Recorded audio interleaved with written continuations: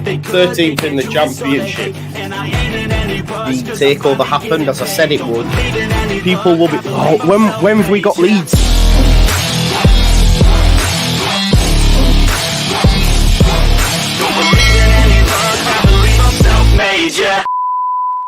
Now then, people, welcome back to the Just Joe Football Show. Apologies for being late. I had a few technical issues at my end, but we are in the house now and we have a full house with us. Some returning faces after long layoffs. Rocco's been on the treatment table, but he's back.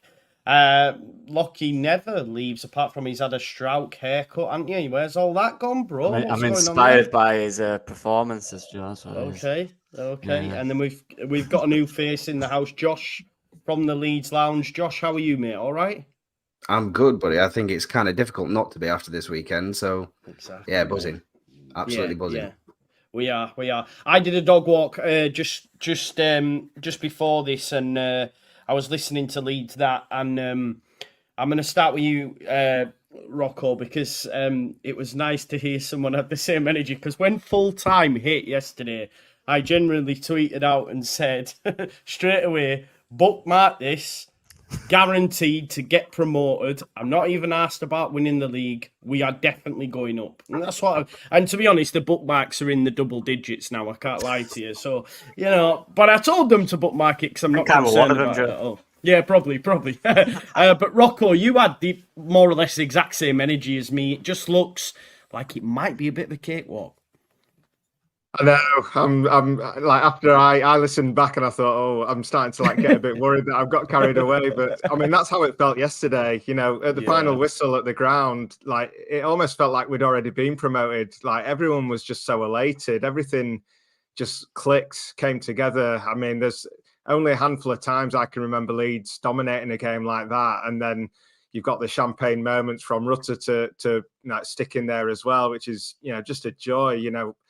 I've absolutely wrote him off, for the past few months, and then to see him come good like that is just absolutely amazing. I love to see it, and he was incredible. And then you even have Farker pulling the ball out of the sky like that, and it was just like a dream come true.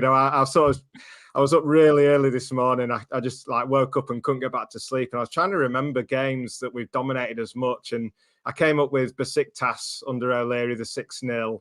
A game with Bielsa, Derby, where we actually drew 1-1 in the end, but we literally were making a chance every 2 minutes for the whole first half, and it felt like that the other day. And it was just wonderful to see, and I just think we're a really good side, all the way through the team, or even all the way through the squad. And then even seeing Sheffield United today losing 8-0, it does make you realise probably the Championship isn't what it was when we were struggling to get out of it all those years. I hope so. But, that's how it feels because we've dominated every game. That's the thing. We're not just getting carried away from one result. We've dominated every game, even though, we've never really been at full strength, I don't think. So it's all good. I'm really, really relaxed about it. Yeah, same. The mad thing is I genuinely am. I mean every word when I say I think we're getting promoted. Genuinely, it just...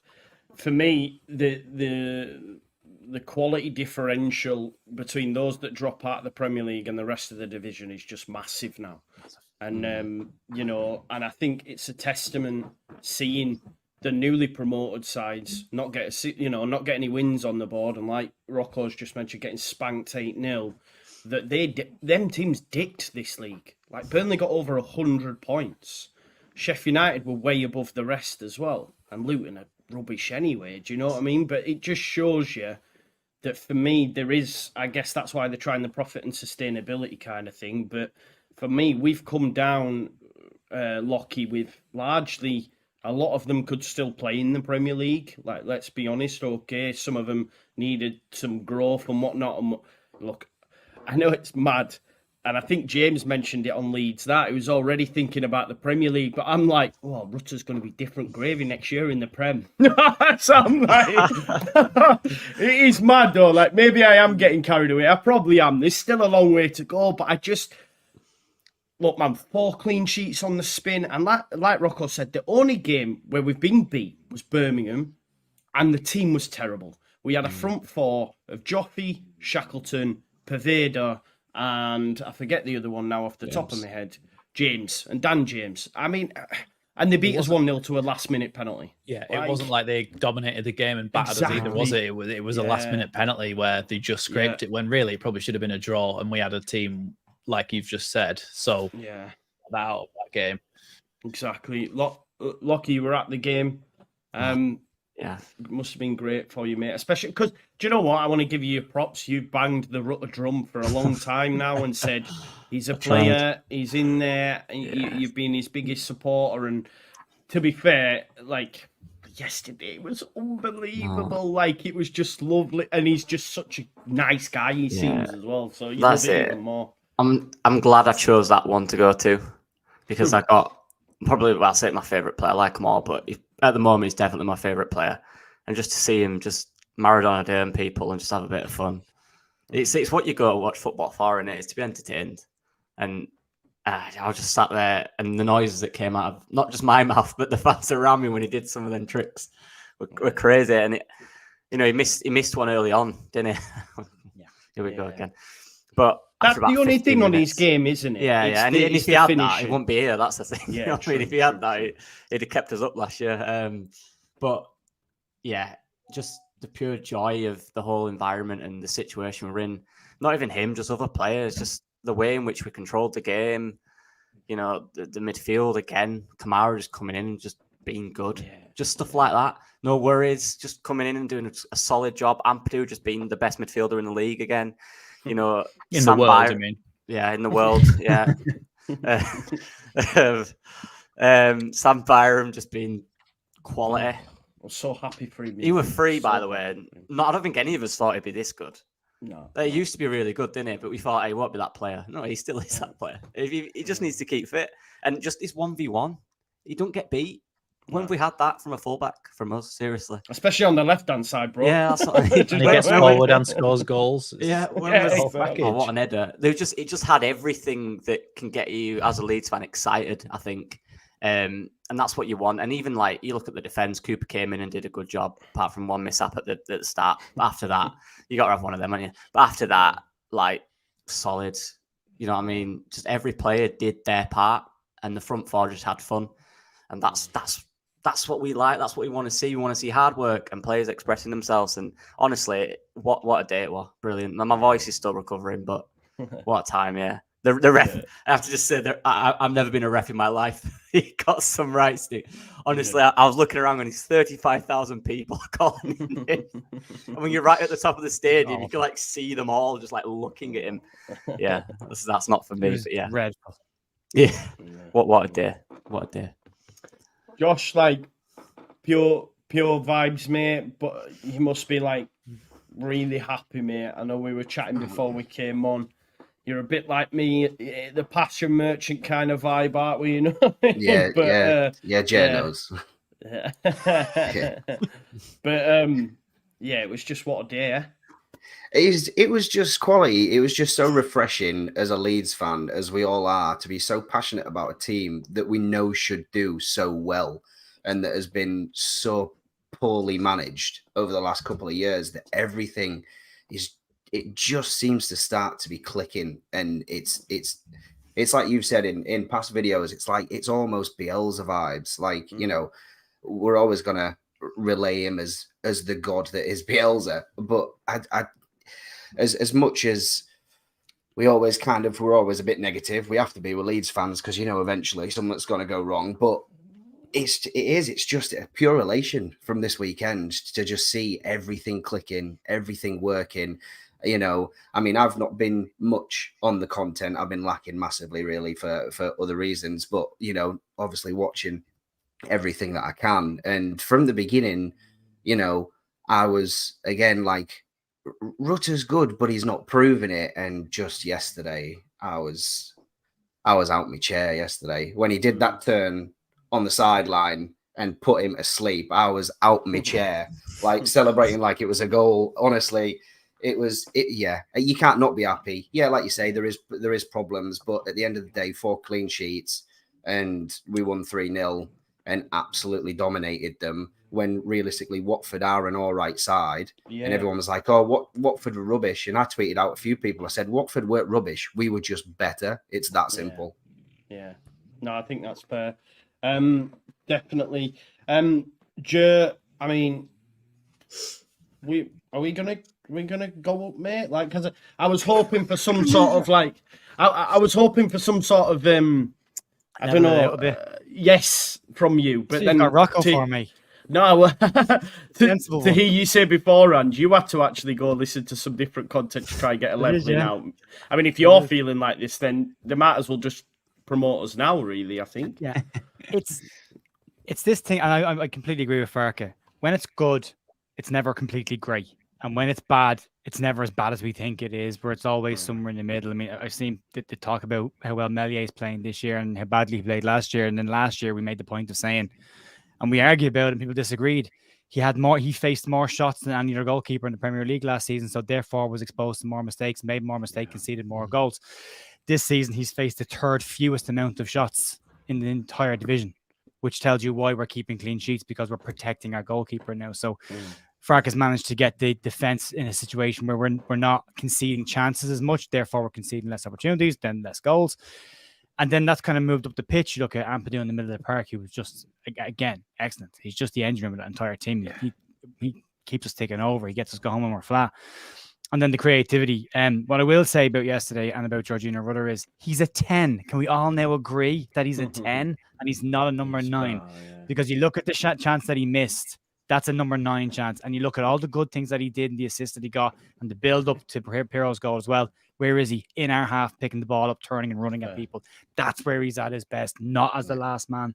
So if that's not an example of why this kid is going to be a lightning rod for this team in this division as a number 10 with Pirot getting the goals, I'm okay with that. I thought he was outstanding. So we said it a couple of weeks ago. It looked okay, but it was a bit slow. And the tempo, we go back to the Birmingham City game, it was lots of possession, but way too slow. You go back to the Millwall game, it was better, but it was still slow. Yes, yesterday was the first time I've seen it just click with tempo. And I mean, all over the park. I mean, the passes were sharp. They were crisp. There was overlapping runs. It's the first time since Bielsa was there that I saw players just run into spaces knowing the ball would end up there. There was no waiting and hesitating to get in behind. The ball was just gone. They were in. There were some fantastic moments in it. I thought Kamara and Ampadu in the middle of the park were the most calming central midfield partnership I've seen Leeds have. They just, nothing went through the middle of the pitch. They just ran it, and they ran it with ease. It was easy, wasn't it?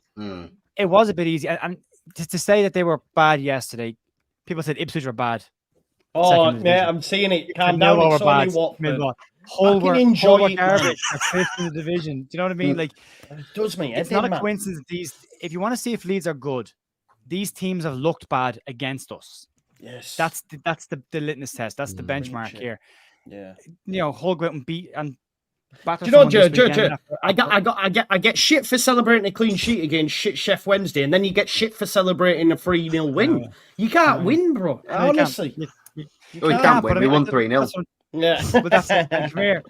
I was saying yesterday on my review of the game. I was saying there is still one area I would like to see Farke be a bit better at, and that's using substitutions a little bit earlier. It's still the only, but. You know, I'm not going to complain because we got a 3-0 win, so I can't complain. He got it on the money. I would like to see players come off. I thought, you know, James could have come off a little bit earlier because I thought Anthony could have done something going forward, which he then didn't. He did come on. And I thought we could have changed with Groove in the middle of the park as well, or Gray. Interesting to see Archie Gray coming on when I thought it was a great opportunity to just give him a week off or give him a midweek off completely. Seeing him coming on, I thought wasn't really needed. But look, all around, minimized chances against us, kept a clean sheet, protected our goalkeeper, built up well from the back. Any mistakes that were made were covered by other players, which means they're all in this together. You look at the smiles in their faces, you look at the celebrations. Dan James celebrating on his own when he gets an assist for Piro's goal. He didn't even run over, he just ran on his knees. Just like, just great, may as well be a goal. So just, yeah, right across the board, it was a fantastic game to watch. It's great to see them come back. But what I will say, and keep this balance, there will be games this year where it doesn't click. There will be games this year where it's like Hull. This game could have gone the same direction of Hull. You could also argue the whole game, if the red card hadn't happened, would have gone this direction as well. So there will be days where it just doesn't work for whatever reasons, or we get beaten by someone. We're not going to go unbeaten the rest of the season. But He said it would take 10 make sure games. you don't lose. Never say Well, never. that's it. That's the zeros. That's the zeros. That's the defense. That's getting the defense right. You don't lose. You can build from there. But he said it would take about 10 games. You include the 2 cup matches. We're on 10 games, and that's when it clicked. Yeah. So I'm okay with that. We will talk about Dan James a little bit later on. Actually, he's been the general massive debates between in the fan base. But before we do that, Max, give me your unbridled joy on what was a fantastic thrashing of Watford, mate.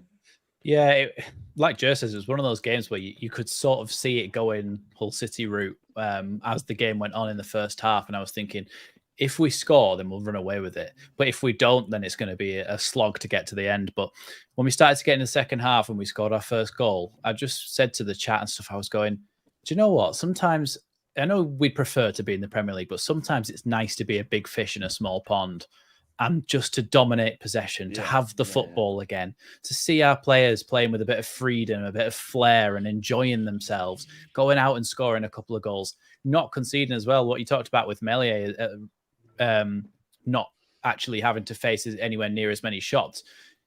Even though he hadn't faced any shots in that game on target the whole game, right at the end, he pulls out a top draw save. And that's the sign of a good keeper, when his concentration levels stay for 90 minutes in a dominant side. So, yeah, I was so buzzing with it because it was one of those, a complete performance. I think LUFC Data tweeted that it was 2.33 difference between our expected goals and our expected conceded goals, which is the biggest differential we've had since we beat Stoke 5-0 in that Bielsa game. And so it's like it really, really clicked into place. And the other thing as well, aside from just the actual how good we played in the performance, I was like, I actually like these players again. I like my team. I like who's on the pitch. That's because at the end of the last season, it was like there's nobody who gives a crap, really. Yeah. But when you saw, honestly, the joy on Jorginho Rutter's face when he scores or assists or does anything, and he's just like, somebody else scores and he's like, can't believe that someone would score a goal in a football match. Did you see Piro's post on Instagram where Rutter's just in the background going, it's like, yes, we do score goals. Same with my daughter has when she sees chocolate. Yeah. It's just nice to like your team again. After the game, I stopped around and he did a lap kind of by himself. It was behind everyone else because Farke had a word with him before, and then he walked around by himself, and the whole stadium just sang his name and every stand. It was brilliant. It was really good as they should have done. Yeah, it's amazing. It is amazing to see. And I liking this team. That's the line, Max. 100%. It's the first time I've actually watched them and gone, I wrote it down. Yeah. Could start to fall in love with this team a little bit, but we're getting there. Yeah, it's just nice. It's true, and it starts from the top, man. It starts from the top, and having the right man leading the ship, because when it's like this, you can forgive some of the shit that goes on in the background, because the man who's fronting it all is Daniel Farke. He's the one that's talking to us.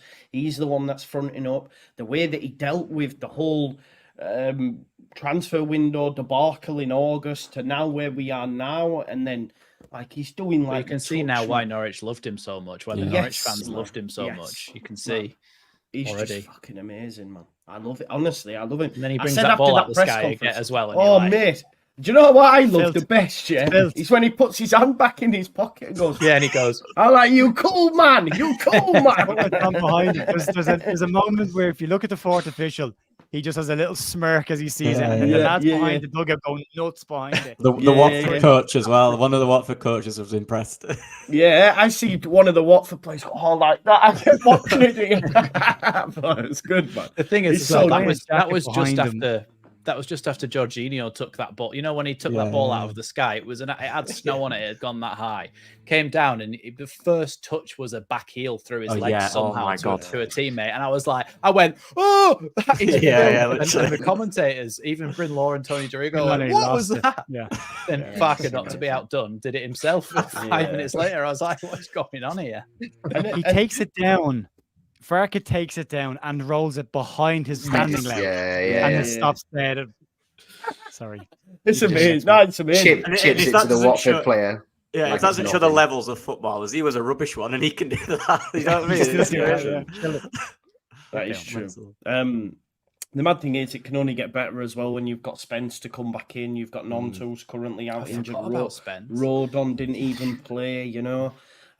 Although I will say Shackleton, I thought was great at right back. To be honest, if I'm being honest, I've seen some people this week give him stick because of the whole game, and it's so undeserved for the amount of work he gets. Someone said he was a headless chicken for us, just runs around and gets credit. He was very, very good again. Very, very good. That's the hipsters. That's the hipsters wanting to remain selfless. It's actually harder for him to get the praise. People are saying that he's getting loads of praise. It's actually harder for him to get the praise because we all thought he was out of the picture. We all said he's probably not good enough, really, and it would be best for his career if he moved on and went somewhere else. So he's had to win everyone back, and so we're not just what's it that people were saying? You know, when people still love the old guard or whatever. We're not just saying it for saying its sake. It's on performances, because none of us would be saying this if he was sat on the bench and hadn't started a game this season or hadn't played a game this season. Nobody was saying, oh, Shackleton needs to get game time. It's on performances and on merit that we're saying, do you know what, Shaq? Well done. You've really worked to get back into the fold. Do you know what it is for me? There's loads of different types of fans. And different fans like different things. And some fans will see Jamie running up. Like me yesterday. Honestly, I thought Dan James was bad, right? And I still stand by that standpoint. But his numbers say he got 2 assists. So when I make that claim about Dan James, people will say, well, what are you on about? But I want something a little bit more than I seen. Everyone sees the game massively differently. I seen one poll had him man of the match. For me, it blew my mind that he got man of the match. I think it was LUFCMot.com or something on Twitter, and I was like, this has got to be a wind up. I know he got 2 assists, but he was not man of the match. I mean, theirs is based on stats. So theirs is based on completed passes, shots on goal, crosses completed, assists, goals. That's how he gets the points to be man of the match. Someone said that to me about this. I think it might have been SofaScore or something like that. But for me, you've got to watch the eye test as well. And I thought, let's talk about it because it has been a general topic.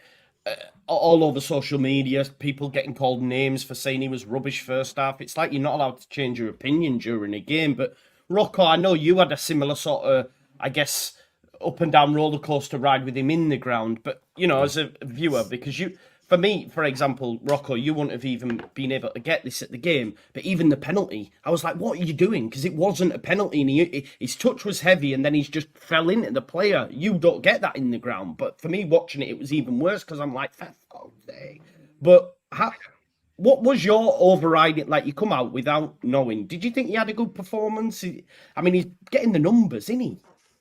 Yeah, no, I didn't, to be honest, mate. I'm the same as you. I thought, you know, pretty much every time the ball went to him, the attack broke down, and me and my nephew were getting pretty pissed off. You know, an hour gone, it's 0-0. You know, we're screaming for him to come off. You know, I think one of the last things I said before he got the first assist was like, it's a waste of a player. You know, we get Anthony on. You know, what are we doing? And then he comes up with a cracking ball. He did a lovely ball in the first half as well. He should have created the goal for Rutter when he couldn't finish. So it's a tough one, isn't it? Because it's a bit like the Pirro thing. You know, he can stand around and do, you know, nothing for 90 minutes, but then he scores and he's a striker and that's what he's there for. Well, you know, you could say the same about James. I'm not sure that I agree because, you know, if we had a better player playing there, you know, we'd have probably scored more goals. There's less risk of sucker punch and things like that. But at the same time, I feel really harsh saying it because, you know, he's got 2 assists and I really like him. I want him to do really well. But yeah, I have to be honest. And yeah, I was annoyed. And yeah, the penalty appeal, I'm at the other end of the ground, but I could tell that he'd, you know, just lost control and he just tried to win a penalty. Other times where he gets the ball and he slips, or, you know, he just, you know, chooses the wrong option, or, you know, can't get his cross in. I'm often frustrated by him, but yeah, if he keeps getting 2 assists a game, then, you know, does it even matter? Maybe it does, but it's a tough one. I get it, mate. Like, at the end of the day, I think he's got the most assists in the division. So who are we to complain? But I just think, I called this. Did you, Ro? Go on, I take your moment. Take your moment. I said Dan James would be my player of the season. Do you remember when we did the pre-season? Yeah, Max, I said Rutter, and we were wild, apparently. You was. And four assists in 3 games. But I in the first half, I didn't think he had a very good game at all. No. But what I did say to people who were saying get him off was, I said just give him chance, because there's always chance that he does come up with something. He's just so quick that he can get himself into those positions. Rocco mentioned with the chance that Rutter nearly put in the net. That is an unbelievable pass with his weak foot as well, to the one where he sort of weakly just passed it into the keeper's gloves.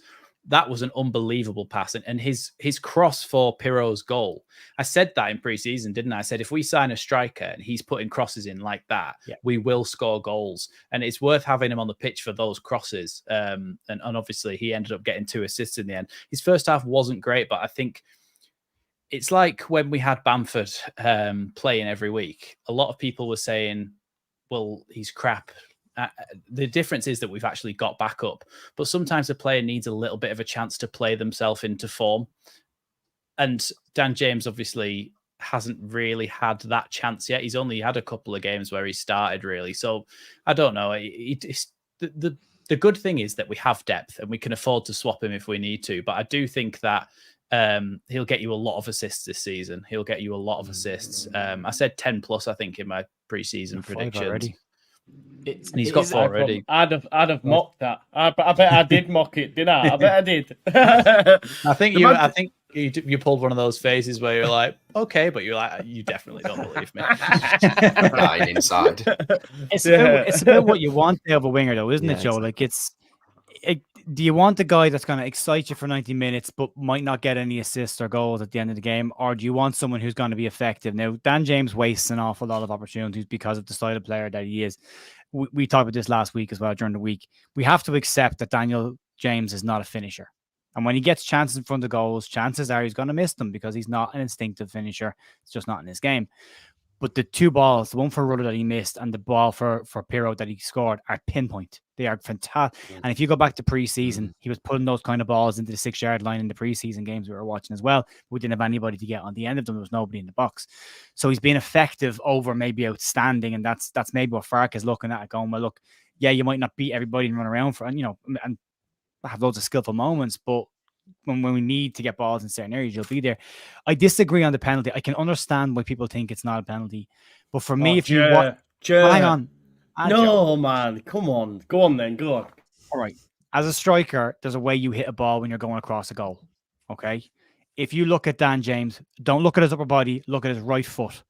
He leans across to swing his right foot across his body, across the keeper. And when he leans, that's when the contact is made. So for me, it was a penalty because his body motion was to kick the ball. It wasn't a penalty. Well, your See, comment, I said it was a penalty because you don't want to see them given, but you certainly have seen them given in other games. You've seen them given against us. You've seen them given in other games. And the thing is, you either give them all or you give none of them. And the fact that they give some of them means that should have been a penalty for consistency's sake. But just next time you don't think it's a penalty, don't give any of them. Yeah, but just next time you look, just all I'd say is just next time you look at it, have a look at his feet. There's an angle from behind the goal where he's coming towards you. His touch is too heavy, and then the player comes in and he goes over. Not disagreeing with touch being heavy. From my opinion, watch his body shape and watch his foot from the other angle, and then see what you think when you look at his feet. Yeah, I agree, but look, he got 2 assists after that, so I don't really care. One thing I wanted to ask, and this is what I'm interested. I'm talking to my dad about this. You talk about how effective a winger is, and what does that mean for you guys and the chat as well? Who's had the better season, Dan James or Nanto so far? Dan James. On paper, it's Dan James, yeah. But would you play Nanto over Dan James? Yes, I would. I think the thing is that's the problem, though, isn't it? That's what we're trying to figure out with Dan James. And what do we want from him? It's the thing is, it depends on the situation, doesn't it? I think Watford were a team where you kind of expected them to try and play a little bit more at Elland Road, and they did. They tried to. They just weren't good enough. They had Jamal Lewis and I think Andrews was the right back. They were actually getting high and wide and trying to help with the counter attack. So the intent was there for them to actually play a little bit at Elland Road. And Farke's obviously seen that he thinks he's going to do that. And with a team that are going to try and play, there's going to be more room in behind. So I think you play Dan James in those sort of games. I think in a game where you're trying to break down a low block, Dan James is basically useless because he hasn't got the ability to put his foot on the ball and drop a shoulder and go past someone. But Gnonto has that ability to beat 3 or 4 and put a cross into the box. So I think it's just different horses for different courses. It's like, and that's what's so good about having depth. Yeah, exactly. And Gnonto's what? He's played 6 games. I think he's got 1 assist. So it's not the same numbers as Dan James, nowhere near. So that's my point. What do you want from the winger? What do you expect? Because Gnonto, don't get me wrong, like 1v1 or on the wing, he's a better player. He'll beat a man easily, 2 or 3 men at times. But then what happens after that? The stats would say not that much. Dan James, however, loses the ball more, but the product at the end of it is leading to more goals. That ball is amazing, isn't it? It's brilliant. For the goal. It's a tight angle as well because it's quite far up. It's a great point. It's immense. Pirro didn't have to strike it, did he, really? It literally just delivered to his foot and he just stuck his foot out. Yeah. And Pirro, exactly where Pirro should be every day of the week. He could have closed his eyes. His movement's so good, you know. His movement is so good. Like, there's so many times, like, because obviously when you're in the ground, it's different. Obviously, I watch from home now, and like, when you see them get to the byline, he's always pulling off to the edge of the area, and they do try and cut it back. And I do think over the course of the season, that ball's going to come off eventually, and he's just going to smash it in. You know, he's just such a. Well, that nearly happened for Ampadu, didn't it? Where they pulled it back to the edge. He's got a shot now. There's nothing wrong. He's a perfect player. He's got a strike. I tell you what, I think I don't know where it came from. I said 9 times out of 10. That Ampadu shot goes in the Championship. That is an unbelievable save from Bachmann in the Watford goal. Yeah, they always do it against Leeds, though, don't they? Goalkeepers always turn up. Look at him. He made his debut the other week. I was just like, oh, here we fucking go again.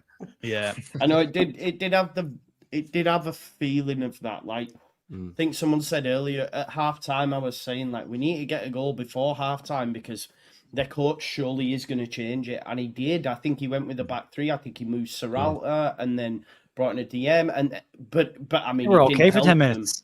Yeah, they were for 10 minutes. They were okay. They were getting back into the game a little bit, and then we got a grip. The only thing for me that I thought I was seeing the same thing. Like, this is very Hully. This has got all the traits of Hull. We're dominating the game. We're doing the right things. We're getting chances. We're missing them. This is going the same way. And then Watford were dropping deeper and deeper and deeper and deeper. And you're like, here we go, low block again. Can we do this? The only difference was Somerville was very good. And I criticised him last weekend. I thought he was poor against Millwall. But since he's come back, and it shows the character of the player as well, he's had a really good performance against Millwall. We came on during the week against Hull to prove a point, and he was phenomenal at the weekend. And that was the difference for me. He was getting in behind the defence where we couldn't get in. All of a sudden, he was popping up in behind the back, which gave me a little bit of confidence to think, if he keeps doing that, we will get in behind him at some point. Like, he will get one of these balls. And Pirro was getting very frustrated up till halftime as well, because he was making some really good runs. So was Byram, making some brilliant runs in behind, just not getting the ball. And you're going, okay, well, the runs are there, the spaces, they're finding these pockets of space.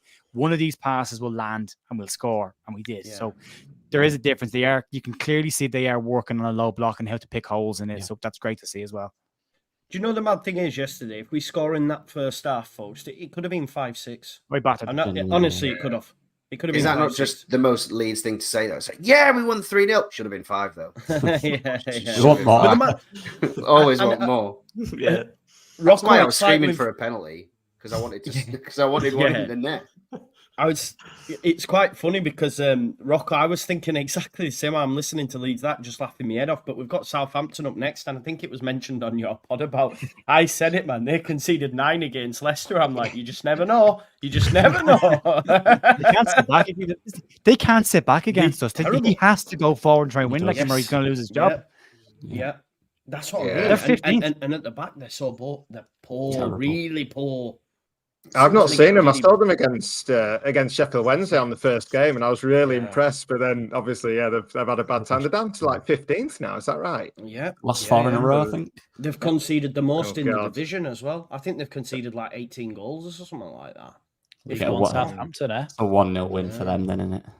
No.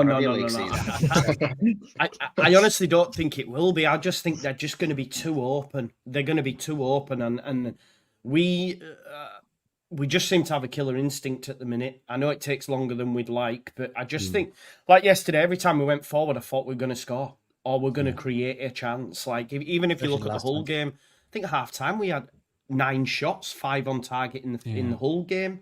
I don't know how many we had yesterday, but we just battered them. I do want to discuss this because I don't know if this is a wild take, but I think Gray doesn't get back in. And the reason I say that is because I almost feel like that was the plan anyway. He's only 17. He's done amazingly, but I just think we did look better. I feel bad saying it because I absolutely love the kid, but I just have to remind myself, no, it's right. He's 17. And we just looked, I think we looked better with Kamara and Ampadu in there. We look more assured. I think we look more... Oh, go on. I was just going to say, it's hard to say that, though, because there's 10 other players on the pitch, and they all had a better game. So, do you know what I mean? Like, it's not necessarily just that one player has made everybody else better. Do you know what I mean? Like, it could... There's a combination of factors here. And when Archie Gray has been in, he hasn't really put a toe out of line. Let me clarify. I'm not saying he should be I know, dropped. yeah. You know what I mean? But people will say that, won't they? Of course. So, they'll just click that. Gray should get back in, just that one click. 100%. That's what it'll be. Chelsea hates Archie Gray. I like the way that Kamara seemed to want to go forward. Every single time he got the ball, he didn't seem like his first option was to pass backwards. It was always, is there anything on forwards? And most of the time there was in this game, and he was able to go forward with it. And I found that he played a bit higher up a lot of the time. But yeah, the thing is, he has been bought for, in the Championship, a fair bit of money, Glenn Kamara. So you do expect him to play, but I just think they're so interchangeable that you could easily just be swapping all the time with them. Whether Gray starts and Kamara comes on in the 70th minute or vice versa, it's not actually going to make a much difference to the way we play. And I think that's how it needs to be with somebody like Archie Gray coming in. I think even if Archie's minutes are limited to the last half an hour of every game or the last 20 minutes of every game, and then sometimes he gets to start against a team where he might be better suited, and I think it's fine. I just think that sometimes clubs in the Championship, it's just us actually. Other clubs, when they get a really good, exciting youngster, they play them all the time, whereas we seem to limit their minutes, and then they want to get a move away somewhere else. And we've seen that obviously Crystal Palace apparently are sniffing around Archie Gray. Well, that's not going to happen, but it does bring it to the forefront of your mind that a lot of the time these teams, I'm not sure I agree with that, Max. Well, I don't know. I just feel like sometimes we have a youngster and we just Well, everybody was crying out for.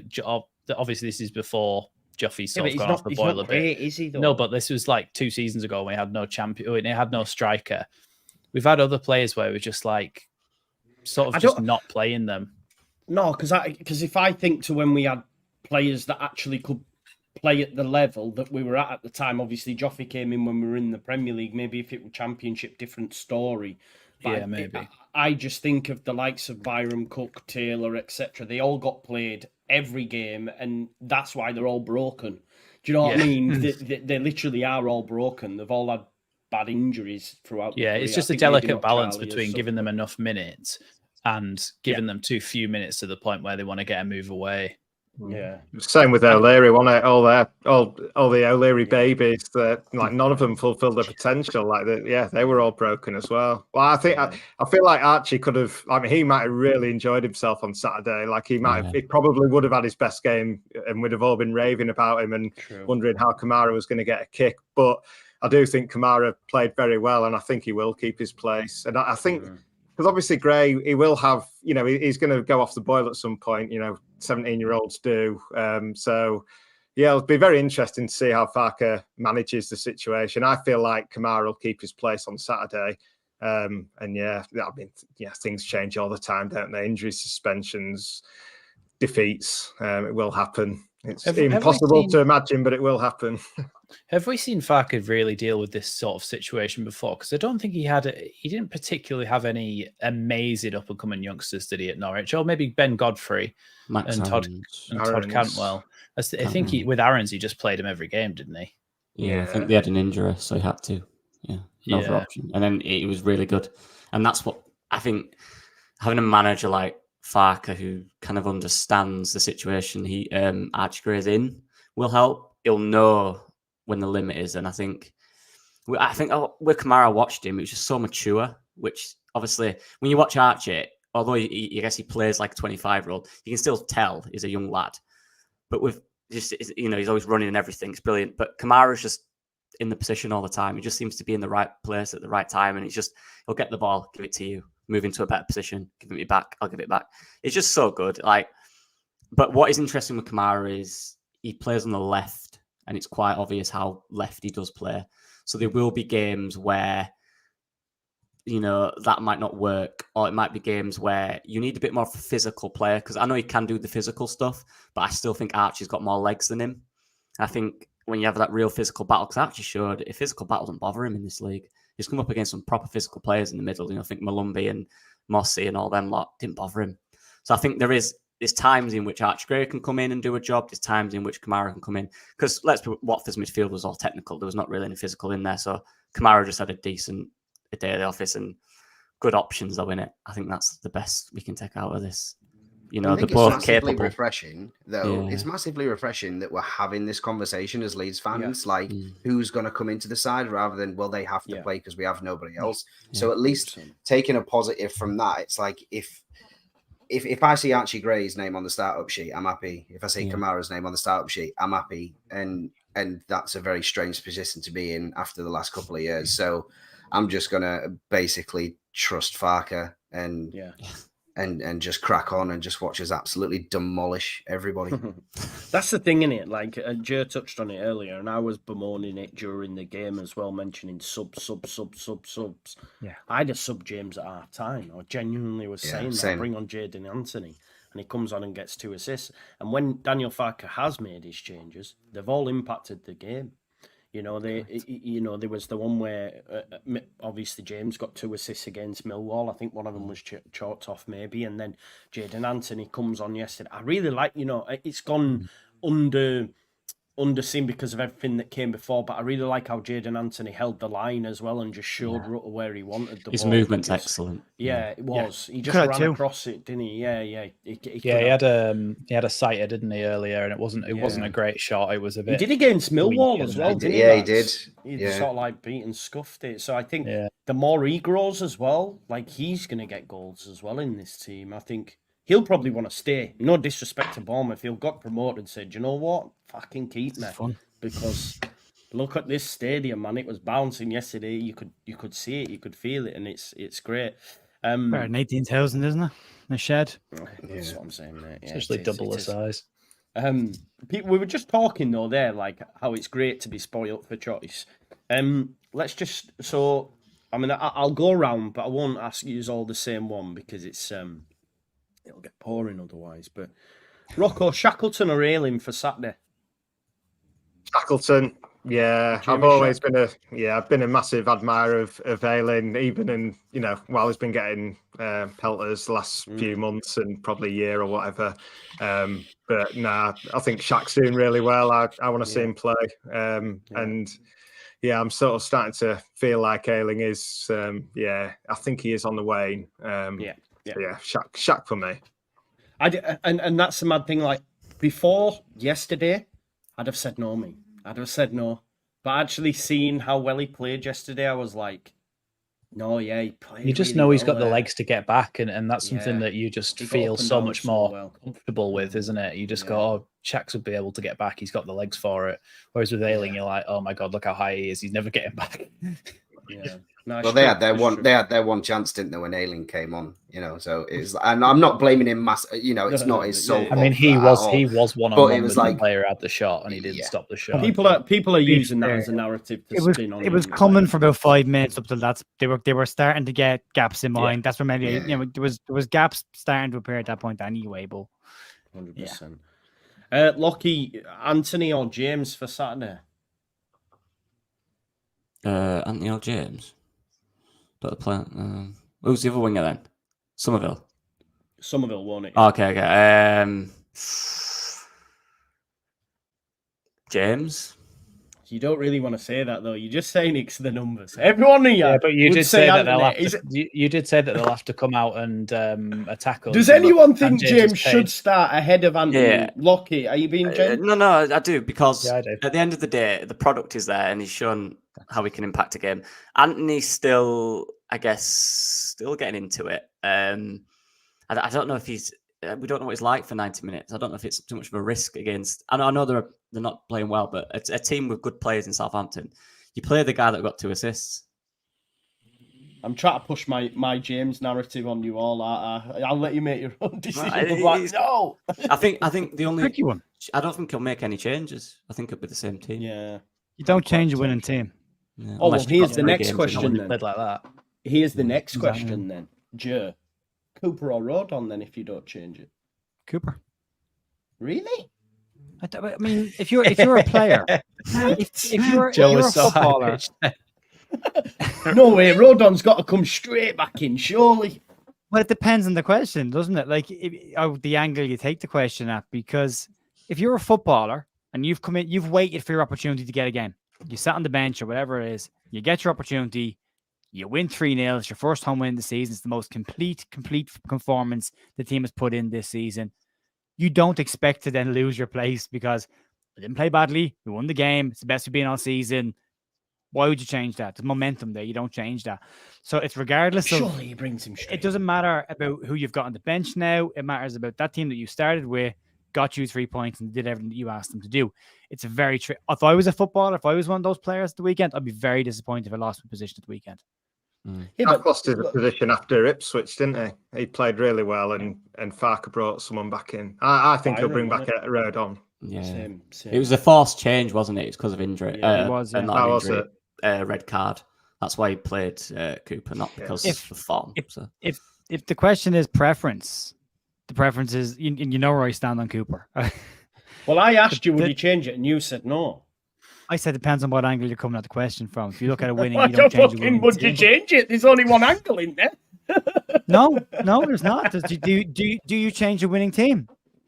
Well, he has done already, and like Rocco mentioned. Yeah. But he's also made change with play. I mean, Somerville was dropped out of the squad because he didn't have a good game. The team had a decent game, but he didn't. He was poor. He overcarried the ball. He got caught in possession. He slowed the game down. Like there was reasons why he lost his position. No, you could argue the same for Dan left back. Shackleton smashed it against Ipswich, but then Byram was brought in the next game. But Byram's only ever going to be rested for a game, and he said that himself. He can't do 2-3 games in a week, so he's going to rest Byram at least one. Just game. Just admit that you're changing Cooper for Rodon, will you? No, if I was picking a team, I'd have Rodon in there. Do I think Farke could change? I think he sticks to the winning team.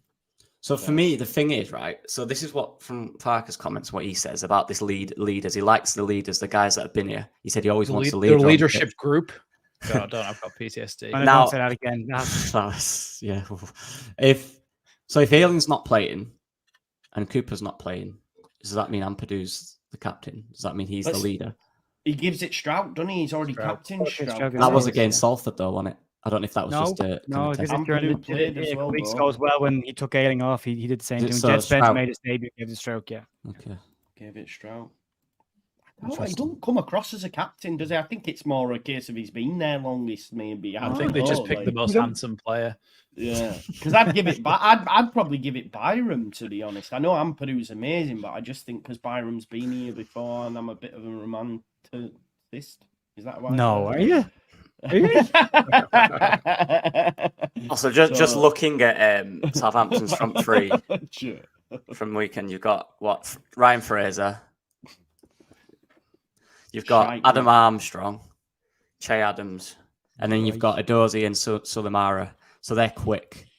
So I think for me, Rodon's got that recovery speed over everyone else. I think that'll help. I said this in the whole game. The way that Rodon was able to beat strikers for pace, namely, what's his face that used to play for Brighton? Oh, what's he called? Aaron Connolly. Thank you. The way he was able to beat him for pace, then get between him and the ball and just put his big body in the way of a small player and stop. I think that could be invaluable in a game like this where, like you say, they've got some players with pace. Joe Rodon's pretty quick actually getting back, and he's strong as well, so he can just get in between them and the ball. I don't think Cooper's got the legs to do that. So maybe it's a tactical thing as well. There's not just... It worked with Cooper because they had that big lump up front, and there was no threatening behind. Everything was in front of us. But when there's threatening behind, I think it's Rodon's the best defender for us for that. Your fullbacks are a question mark as well at that, especially because Armstrong tends to drift out wide as well, and he'll drift out onto his right or our left hand side, which you would imagine would Byram then to look after him 1v1. But and we've a week off. Well, technically a week off, so Byram gets a chance to rest before the weekend. So it's Shackleton right back because of those pacey reasons that, like he said, and I think you look at Byram left back because he's again showing how good he is in one-on-one situations this weekend. Do you know on the Cooper debate as well? Like, and I agree with Rocco on the Ayling as well, because I love the out guard. I still will support them, and I still love Cooper. But Cooper, in the 2 games that he's played, game and a half, whatever it was, he's made errors where he's gone, oh, for fuck's sake, Cooper. They're not called Cooperisms for no reason, though, are they? I know, but this is what I'm saying. You just negate that. You just negate it by by not playing him, and that's me saying that, and I love him. But even in the game yesterday, where he smashed it with his right boot out for a corner, we're like, what are you doing, man? Like, what's going on? Something's not right here. I'm advocating for Cooper to start, and you're saying he should be dropped. There's something gone wrong here. Completely gone backwards. Freaky Friday. Honestly, and even we've seen against, was it Hull where he fucking tried heading the ball and all that? I was like, what is he doing, man? So you play Rodon for me. I think just on it, I think he's been really, really good this season. I think he's been fantastic. Yeah, it's been great.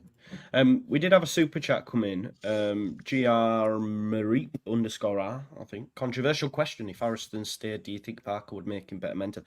I don't know what you mean by mentally. I don't think he ever wasn't.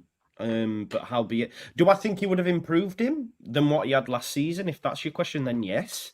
I think Daniel Farker wanted him around as well, to be honest. You got that impression. I think he's a good player, Jack. I think his crossing would have been excellent in this team. The way that Dan James transition as well. Harrison's crossing into those danger areas where Pirro would be waiting for it. You get you a few goals this season. Yeah. That's the thing is, he's just improved as immeasurably. Why is that? Because if we're being honest, the manager that was here before was absolutely abysmal. We know that, man. I don't think he'll work in. I say that bloody Southampton and Leicester were going to give him a job. Fucking insane. Now that we're in the same league, I wish they had. Yeah. Now he's on CBS, bloody creeping all over Kate, though, isn't he? The absolute wrong one. Did you see him? He's free blood. Oh, honestly, horrible. Get in the bin, you. I'll never, ever dislike a man more, I don't think. It's mad. I don't even know him, but he just ruined it. No, I still hate Jesse Moore because I feel that. Isn't it Orta's fault though? Isn't the fact that Jesse exists in your frame of mind Orta's fault in the first place? But what I'll say is, I really love Melier. Orta brought me Melier. I really love Click. Orta brought me Click. I really love Rutter. If you're throwing shit at a wall, something's gonna stick though, isn't it? But Jesse just fucking ruined it all and lied and said, and I had to listen to him talk absolute codswallop, and I also took stick for it as well, which hurt because I'm like, why can't you see what I can see, man? Boys, I know we've all got PTSD, but we've just won bloody 3-0. Jesus. Yeah, sorry, man. Sorry, you're right. We're happy. We're happy, guys. Positive. We are. Yeah. We are. Just before we sunk any deeper. Yeah, it's fair. Would it, at this point in time, I don't know if this is wild. I say it'd be a failure if we didn't get top 2. With the way that we're playing, with the team that we've assembled, the standard of the division, the manager we've got, if we don't get top 2, I think it'll be a failure. I genuinely look at us and Leicester aren't as good as us. They've just got a bit of a lead. Let's see how they are. I just think we will be top 2, us too. And I think if we didn't get that, it'd be disappointing.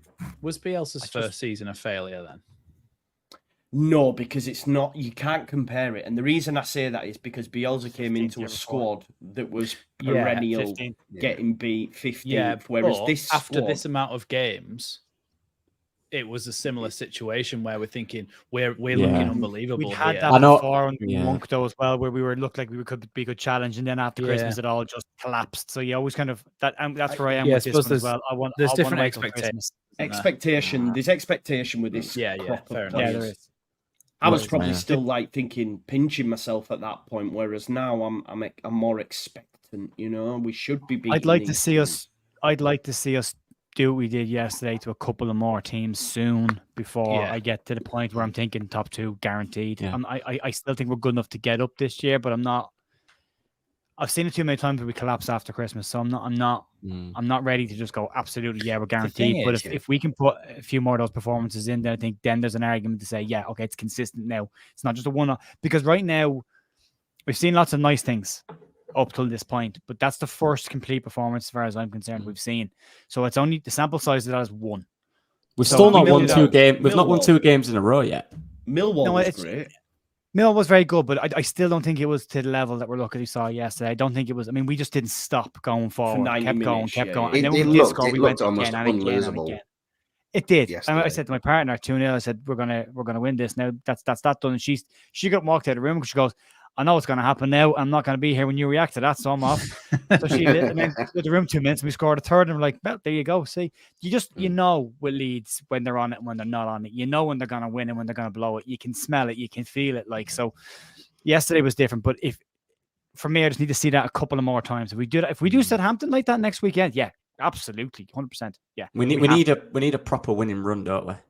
Yeah. We're talking 5-6 games, just wins. I think we're on it though, bro. With we've not won 2 in a row. Like we need, 4 you know what I mean? Cheats in a row as well. That can't be understated, can it? That's like okay, we're really starting to fix problems that we've been having for a long time, where we just could not stop conceding goals. And the first 4 or 5 games we conceded first, and it's like bloody hell, it's just going on, and then. Now it's like, hold on, we're on a bit of a run of just not conceding goals here. We've got a good defense. The goalkeeper who, oh, look, he's not having to face a million shots is actually all right now. It's like, so that makes me feel sorry for Meslier as well, because you know that he's a good shot stopper and a good keeper. And poor fella has had to face so many shots and so many picking the ball out of his net so many times must be so demoralizing. For him to come back from that is a reason why they called him the Iceman. Yeah. The thing I think as well is that we've got, if you look where we are, Hull, which is the disappointing game this week, they're still 2 places above us in the table, and we're disappointed that we didn't beat them. You know, that's a good sign. That's a really, really strong sign. The thing is as well, Joe, they went and beat Stoke 3-1, and I'm in a group chat with the Yorkshire rivals, and they're saying, oh, Hull look different, gravy. And I'm like, well, they fucking look ordinary against Stoke. You know? They did look good. That's why it was on thing this afternoon. They did look good. That's what I mean. Yeah. The difference for me, though, like I feel like the spell's been broken, you know, because we've got up and now we're coming down, and like Leeds now is a different thing to the opponents, whereas before, you know, they were just like wanting to, you know, stamp on us and you know, ruin the party. But now we're a Premier League team coming down that I feel like, you know, even going into the second half of the season, like teams will be beaten before seems to happen in the Championship. The teams at the top end up just steamrolling because the teams just they take the pitch and they're beaten, like Watford were on Saturday. You know, they look at the lineup. You know, they're full of £35 million players and Premier League players, and you know, Rodon at the back's a rock. You know, I just feel like we're gonna beat teams mentally. It might be naive and I could be wrong, but that's why I'm so confident. Really, I just feel like. I don't feel like it's going to be like a Leedsy type thing and get all nervy. I just feel like we can just absolutely boss it.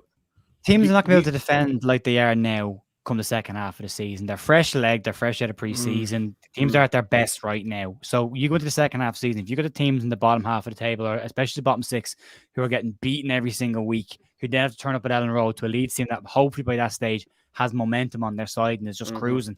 We saw that the year we went up then, how all of a sudden it just became a case of, doesn't matter what's going on in this game. There will be a moment in this game where we just steamroll them, and it's going to happen. You can see it happening as well.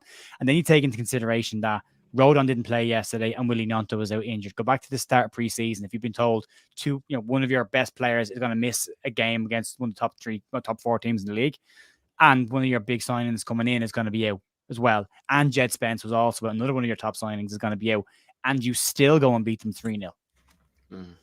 I'm just going to say, Joe, real quick. I saw some Leicester fans in the chat. Do you want to talk about Ampadu is the best midfielder in the league, and it's not even close? That hurt you, didn't it? That hurt you, that Keenan Juice. I had my own Leeds fans telling me that he's better than Ampadu. Yeah, smart. Winks. Sorry, who was that? Dewsbury Hall, who a lot of Leicester fans. Who a lot of Leicester fans are not even happy with. They think Winks is better this year, and now what Leeds fans tell me Dewsbury Hall's better than Ampadu.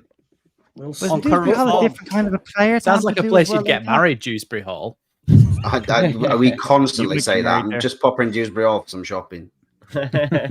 Yeah. On current form, no midfielder in this league is better than Ampadu. I'm sorry. No, they're not. They're not. No.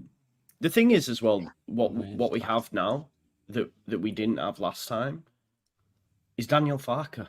He's been there. He's done it. He's done it twice. And I feel wild saying this, but but well, I don't even want to say it.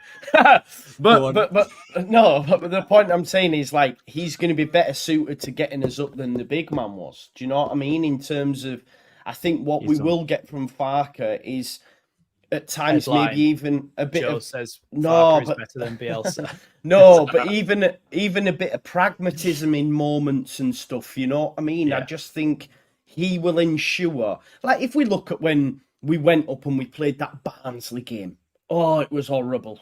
To get promoted, it was horrible. That doesn't happen under Farke. Do you know what I mean? He's like, do you know what? This is going a bit right. Let's do this, this, and this. And we just shut the game down.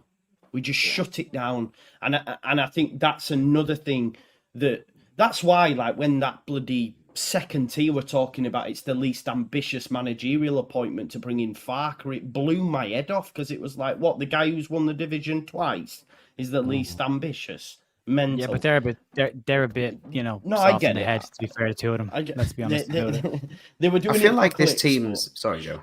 Go on, mate. I was just going to say, I feel like this team, like Bielsa, we're always going to know and love, and he turned average players into top quality players. That's what he did.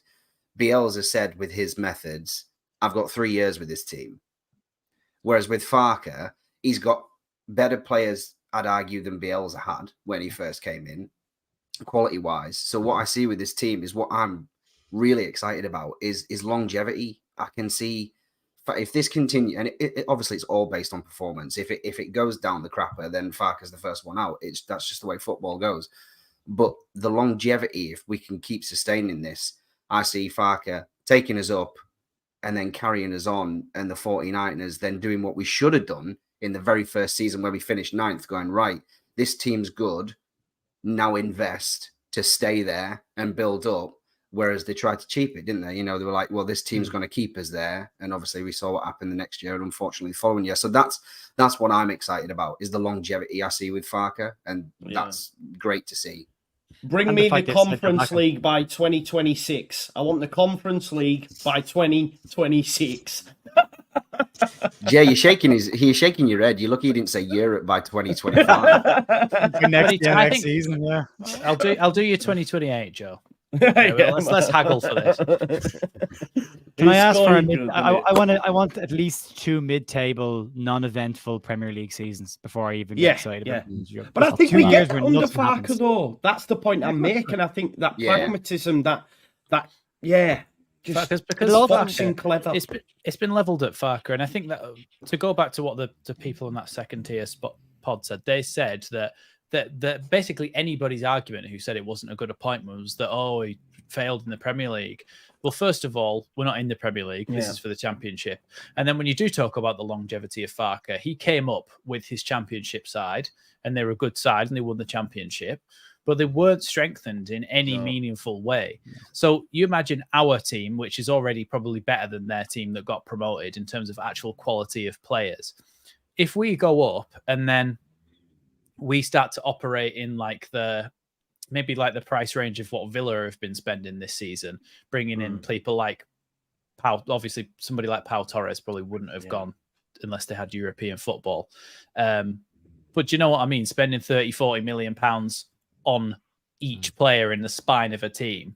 And you start to think, okay, well, it's not just like we broke our transfer record for 35 million on Rutter, but like before that, we hadn't spent that much money to bring in anybody of real quality to bolster the team. So if you go up with Farke, you have people who actually have a lot of money behind them, and they get you an excellent centre half, centre midfielder, and winger, striker, whatever, so a spine of a team. You start to think, well, he is going to do a lot better, isn't he, if he's actually got the tools to do the job. So, but again, that's getting ahead of ourselves. The reason that we brought him in was to get us promoted. He's got a track record of doing it, and with this team, he should be able to do it.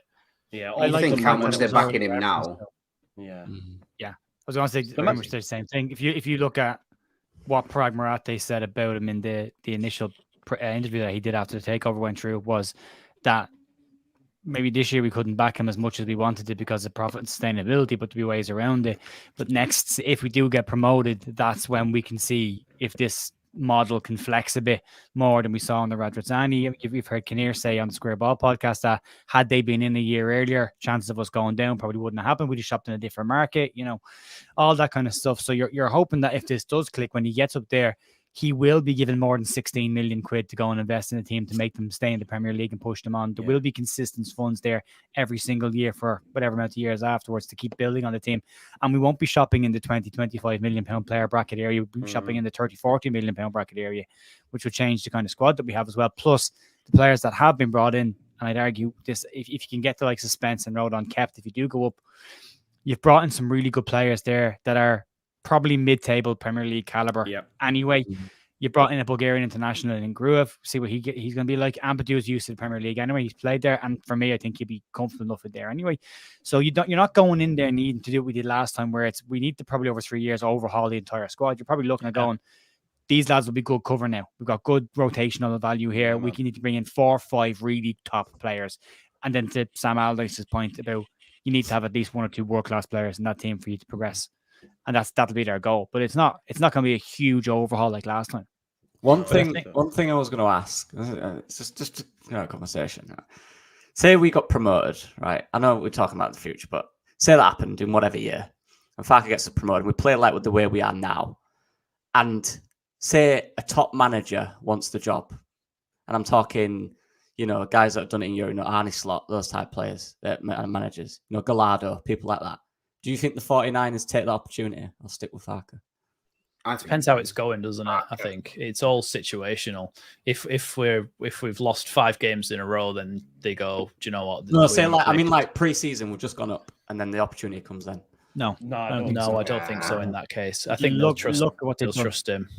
Yeah, look what they've done in America when they brought in Shanahan for the NFL franchise.